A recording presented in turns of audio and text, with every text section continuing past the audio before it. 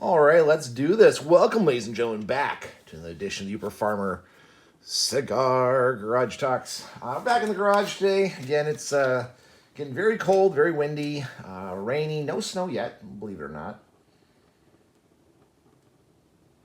But yeah, kind of freezing a little bit in the garage here. Just had a very busy week this week.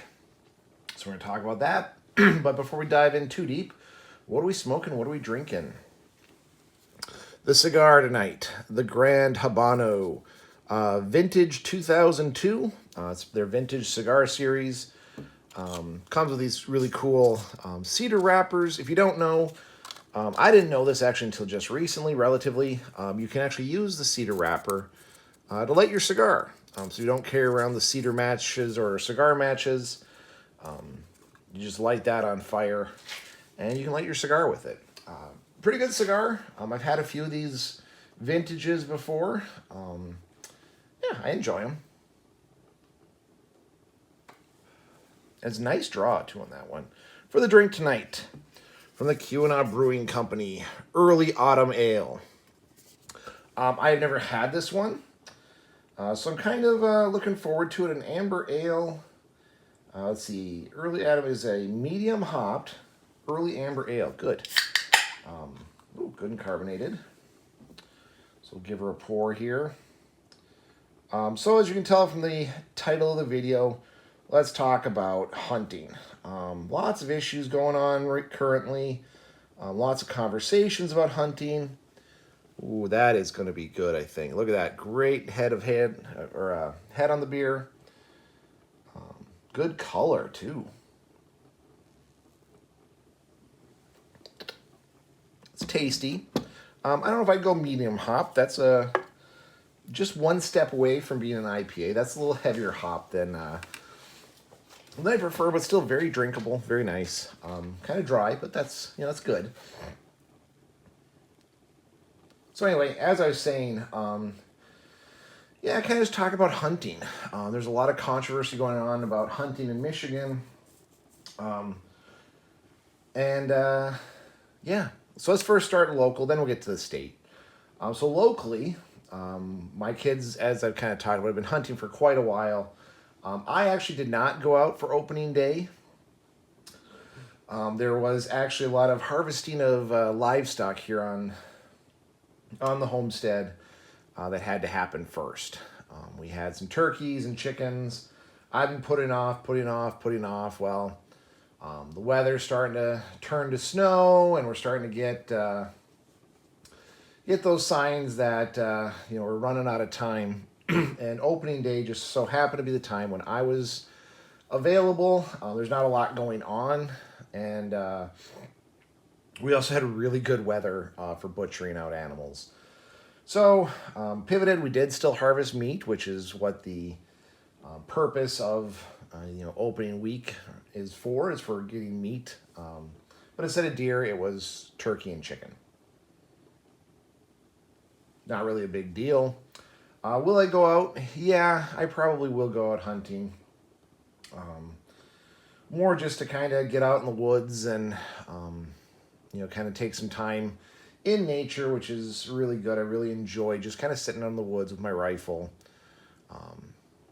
Is it a huge push? We got to get this done type thing? No, because my kids are definitely taking a lot of deer, so I don't have to worry about that as much.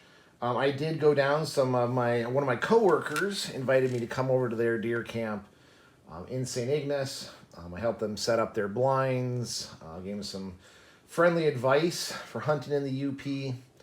They're all very new to it.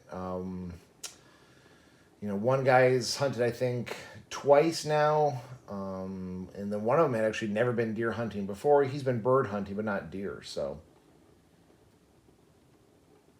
do what I could, give him some advice, give him some pointers, and just kind of visit with them. So they're pretty fun guys, some cool guys, so yeah, it was really nice to go help them get set up.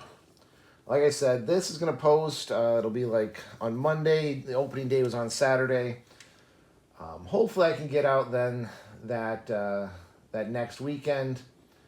If not, I'm not too bent out of shape about it.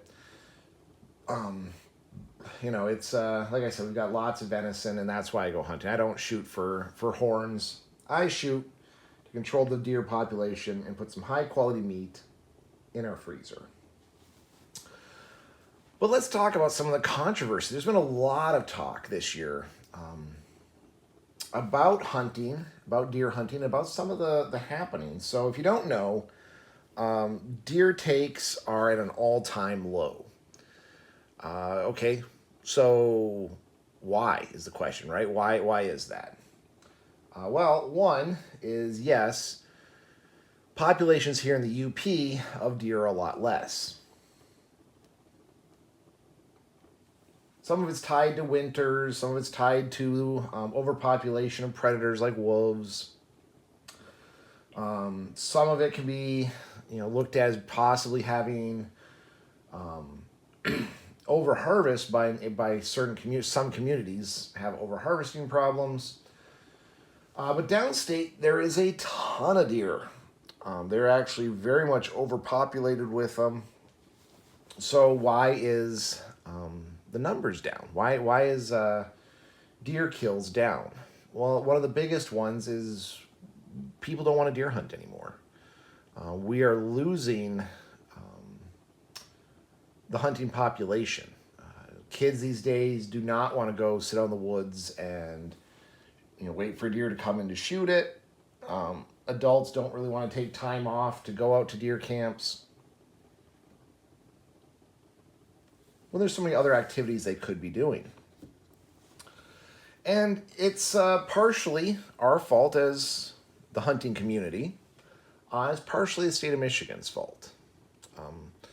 So one, they'll tell you that there's way too many does, but yet they won't open up doe permits for regular rifle season.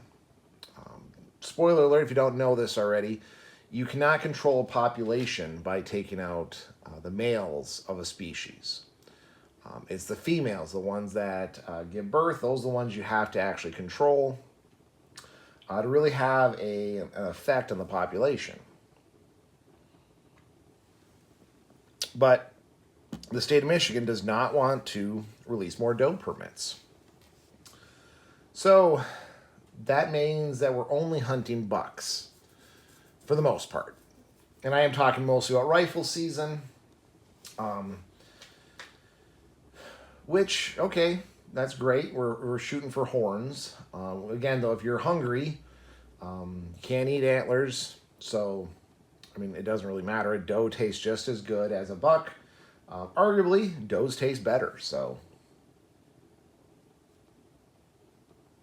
but the problem is you get some of these guys, even the guys I helped this weekend. This is the second year they've been hunting. They haven't gotten any deer. The question is, how long are they willing to do that? How long are they willing to put up with getting skunked? Seeing a doe that you could take, and then at least you get a doe, but having to let it go. The answer is not very long, which is unfortunate because these guys came up and they spent hundreds of dollars in food and alcohol, and then they spent hundreds of dollars in bait and attractants, and then they spent hundreds, if not thousands of dollars on hunting gear. They want some sort of return on their investment. And although I am the first to tell you hunting is not about making the kill, it does help, right? A lot of people tell you, well, I like going to major league games, to see my team win. But honestly, I just really like going to the stadium. Well, that's true, but it's better when your team wins, right? People only like watching the game for so long before they're going to want some more positive results for their investment they made. So by Michigan being very, very stingy when it comes to stuff like doe permits, we're losing hunters and the population of deer is not being controlled. We also have land access issues where the state has started to restrict where you can go deer hunting. They've restricted rules on stuff like baiting to attract animals in. And then there's also just the general disdain for the practice at the state level. I can tell you right now that even people in environmental health who can see the benefit of hunting have a general disdain for it. They wish it wasn't done. They wish that we didn't have to do it. It's an archaic practice that should just go by the wayside. Okay, sure.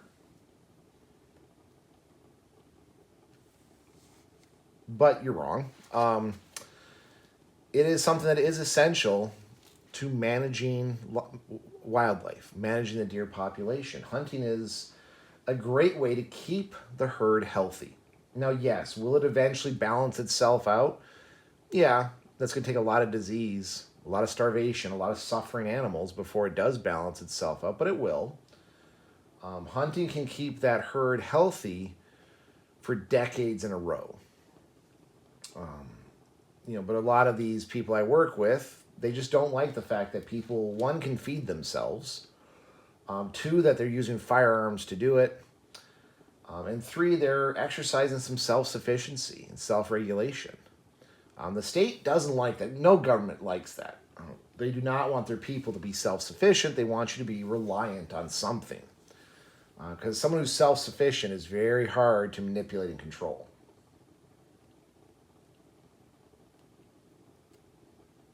So they would rather you not hunt for that reason. They don't want you to be self-sufficient. They don't want you to be able to take care of yourself. They don't want you to realize that it's not that difficult to provide for yourself.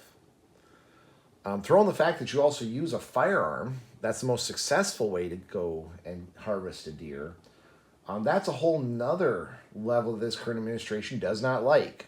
If the current administration could snap their fingers and make every single firearm, regardless of the purpose or the reason you have it, disappear, they'd snap it 2, 3, 4, 5 times just to make sure it took effect.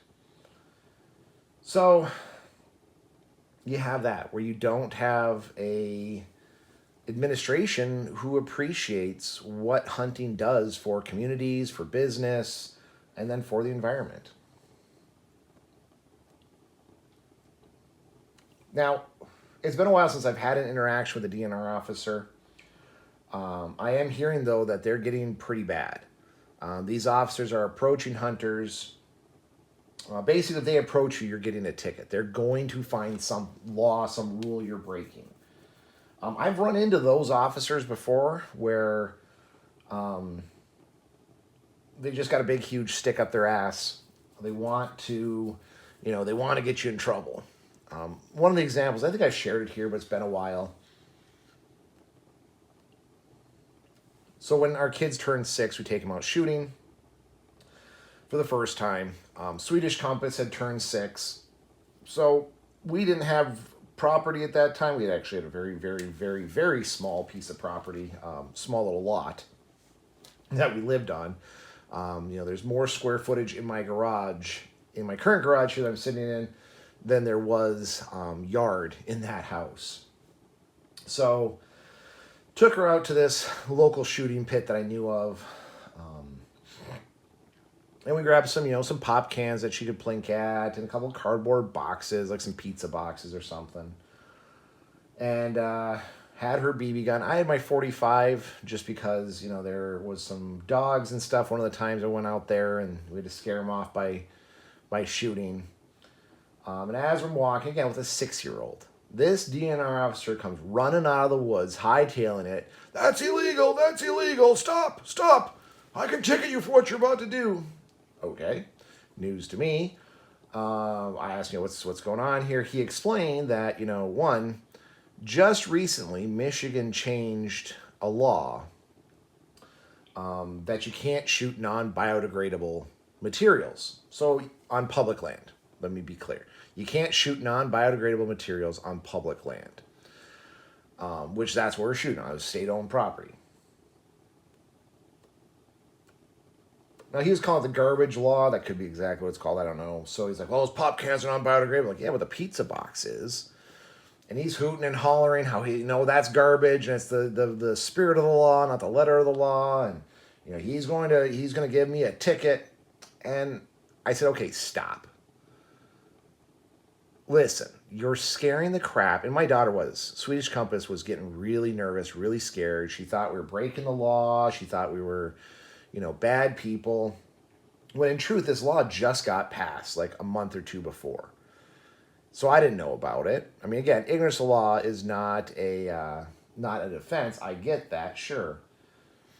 But I told him, like, you're scaring my daughter. You could actually scare her enough right now that she's never going to want to shoot, never going to want to hunt, and you're then out of a job. And the guy kind of grumped and hummed and hawed and just said, well, fine, put the pop cans in your car. And he kind of got, still had to have his victory. Fine. So I went to the shooting pit, found more pop cans there that we could shoot at that were already there. So, kudos. Thankfully, my daughter still does hunt. She still likes to shoot. But what I've heard is that a lot of DNR officers are now make that guy seem very lenient. That they are trying to get people out of the woods. They're trying to stop people from hunting, fishing, trapping. I'm hearing a lot of reports of harassment, just general harassment of lawful hunters. And they're very much overstretching their bounds. Again, some of this are right on Facebook, so I put only so much credit into it. But why do I think it's actually a problem? For two reasons. One, Michigan is, and I may be misquoting, is it open field doctrine? Where basically like a police officer can come onto your property, especially DNR. This DNR uses this open field, where they can come onto your property without a warrant, without cause. Try to find hunting blinds. Kind of look and see what you're doing. Even if you have a fence up, they're allowed to jump the fence. So, some members of Congress or the House, I think it was a House bill, they're trying to really restrict and drill down and really get specific about open field doctrine, so that the DNR can't just come onto your property, look for your hunting blind, and harass you without probable cause. And then I heard from other individuals that they're getting really bad with demanding to search your property and your premises with or without a warrant, usually without a warrant, demanding that you comply with some pretty ridiculous requests, and pretty much everyone who's getting stopped by the DNR these days are getting a ticket. Sometimes for very, very, very obscure laws and rules, which is very unfortunate. I mean, hunting is an amazing pastime. It's part of our heritage. It's a way to survive, a way to be self-sufficient, and it protects the environment. Trust me, I have fed more deer than I will ever shoot in my life. And it gives you a deep found respect for nature. You learn animal patterns, you learn animal behaviors. You have to study, actually. Like, what does a deer do? How does it act? I know more about deer than any anti-hunter ever will. I have definitely studied them. I've looked at them. I've researched them. I've done everything I can understand them. Trust me, none of these granola types, these anti-hunters who want to abolish it, they don't know half that. No way. Again, I don't want to eliminate all the deer. I want my children to have the opportunity, or my great-great-great-great-great-grandchildren, to be able to have the joy and wonder of getting buck fever, of watching deer frolic and play, watching the interaction between two deer. How do they interact? What happens when a little buck accidentally walks into a big buck's territory? How to tell if a doe is in heat or about to be in heat. Learn about moon cycles and ruts, and really understanding these patterns of behavior. It's an amazing skill to have. And it really gives you a deep, deep respect for nature. It's amazing. If you've never been hunting, I recommend you go.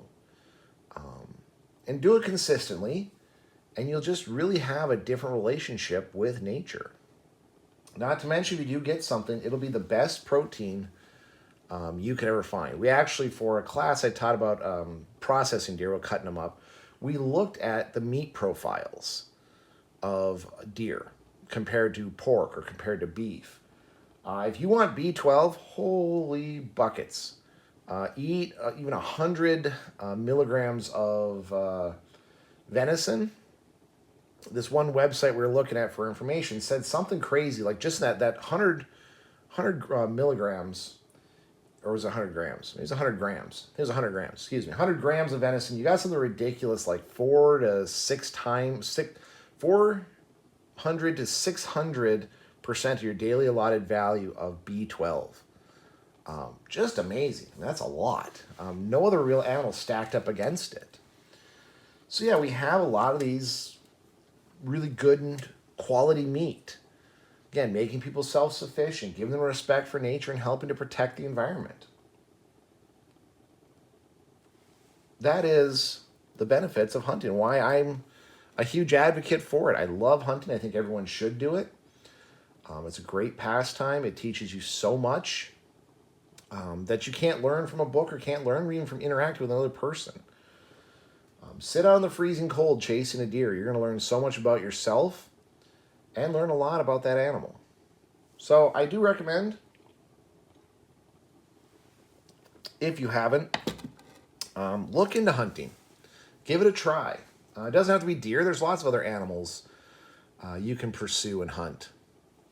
Check it out. Try taking a couple. Learn how to process your own meat. Learn how to provide for yourself. It's amazing skills. It's a great pastime. And boy, it's going to be valuable, I think, here soon. So anyway, folks, I'm going to go enjoy my cigar. Actually enjoy my early autumn ale. And yeah, plan my next hunting trip, I guess. So stay safe out there. See you on the next one.